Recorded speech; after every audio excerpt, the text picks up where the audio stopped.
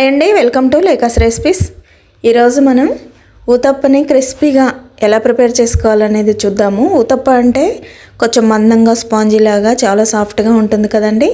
అలా కాకుండా క్రిస్పీగా ఉండే ఊతప్పని ఇప్పుడు నేను మీకు చూపిస్తాను. ఈ ప్రాసెస్లో ప్రిపేర్ చేసుకుంటే చాలా క్రిస్పీగా, చాలా కలర్ఫుల్గా, చాలా టేస్టీగా ఉంటుందండి. ఇలా పల్లి కొబ్బరి చట్నీలో ఎల్లిపాయ కారం వేసుకొని తింటే అద్భుతంగా ఉంటుందండి.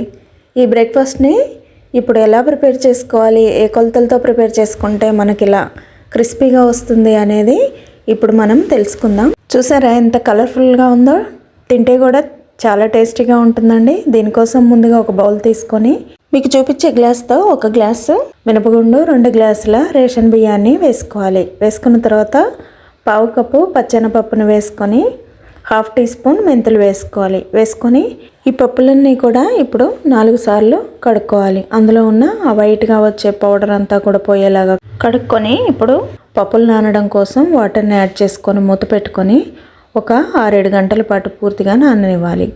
ఇలా పూర్తిగా నానిపోయిన పప్పుల్ని మళ్ళీ ఒక 2 సార్లు నీట్గా వాష్ చేసుకొని ఇప్పుడు వీటిని గ్రైండ్ చేసుకోవడం కోసం ఒక మిక్సీ జార్ని తీసుకోవాలి.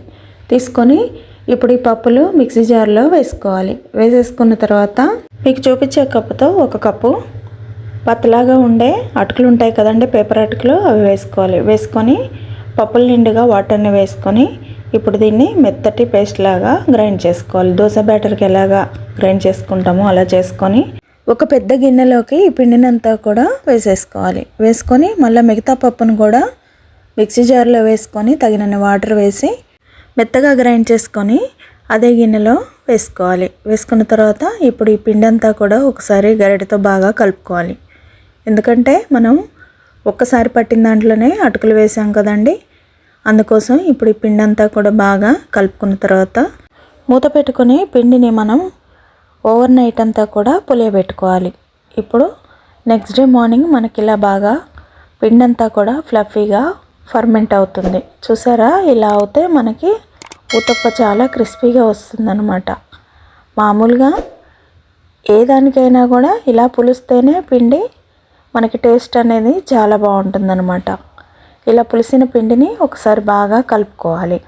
ఇప్పుడు ఇందులో ఎక్కువ నీళ్లు వేయాల్సిన అవసరం లేదండి. ఇలానే మనం పిండిని ప్రిపేర్ చేసుకోవాలి. ఊతప్ప కాబట్టి మనకి కొంచెం చిక్కగానే ఉండాలండి, వాటర్ అనేది అసలు వేయకూడదు. ఇప్పుడు ఈ పిండిని వేరొక చిన్న బౌల్లోకి షిఫ్ట్ చేసుకున్న తర్వాత 3/4 టీ స్పూన్ జీలకర్ర వేసుకోవాలి, 1/2 టీ స్పూన్ సాల్ట్ వేసుకోవాలి. ఒక 2 పచ్చిమిర్చిని సన్నగా తరిగి వేసుకున్న తర్వాత ఒక చిన్న ఆనియన్ని సన్నగా తరిగి అది కూడా వేసుకోవాలి. మీకు నచ్చితే ఇందులో క్యారెట్, తర్వాత కొత్తిమీర అలాంటివి కూడా తురిమి వేసుకోవచ్చు అండి. మా ఇంట్లో పిల్లలు తినరు కాబట్టి నేను అవేం వేయట్లేదండి. ఇప్పుడు ఇలా వేసిన తర్వాత పిండి అంతా బాగా కలుపుకొని పక్కకు పెట్టుకొని పిండి కలుపుకునే ముందుగానే ప్యాన్ పెట్టుకొని ప్యాన్ మీద ఒక 2-3 డ్రాప్స్ ఆయిల్ వేసేసి టిష్యూతో ప్యాన్ అంతా కూడా బాగా గ్రీస్ చేసుకోవాలి. చేసుకున్న తర్వాత ఇప్పుడు ప్యాన్ వేడిగా అయిపోయింది కదండి. ఇప్పుడు ఒక పప్పుచారు గరిటెతో ఒక గరిటెడు పిండిని తీసుకొని ఇలా మందంగా స్ప్రెడ్ చేసుకోవాలి. మరీ బాగా సన్నగా చేయొద్దు, మరీ బాగా మందంగా ఉంచుకోవద్దండి. ఇలా మీరు చూసే మందంతో వేసేసి ఒక 2 టీ స్పూన్లు ఆయిల్ వేసుకోవాలి. వేసుకొని ఫస్ట్ మనం ఊతప్ప వేసుకున్నప్పుడు ఫ్లేమ్ని హైలో పెట్టుకోవాలండి. వేసిన తర్వాత పూర్తిగా సిమ్లోకి అడ్జస్ట్ చేసుకొని మూత పెట్టుకొని మంచిగా ఫ్రై అయ్యే వరకు ఫ్రై చేసుకోవాలి.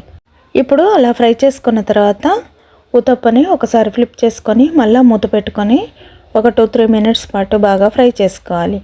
అంతేనండి. చూసారా ఎంత క్రిస్పీగా అయిపోయిందో. పూర్తిగా సిమ్లో పెట్టుకుంటే మనకి ఊతప్ప అనేది చాలా క్రిస్పీగా తయారవుతుంది. కలర్ కూడా చాలా బాగా వస్తుంది, టేస్ట్ కూడా చాలా బాగుంటుందండి.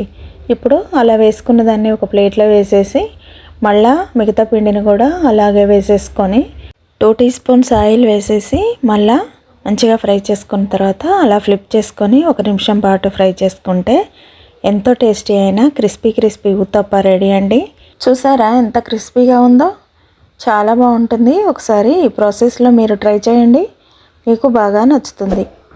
నచ్చిందా అండి ఊతప్ప? నచ్చితే లైక్ చేయండి, ఫ్రెండ్స్కి, ఫ్యామిలీ మెంబర్స్కి షేర్ చేసి లేకాస్ రెసిపీ ఛానల్ని సబ్స్క్రైబ్ చేసుకోండి. Thank you.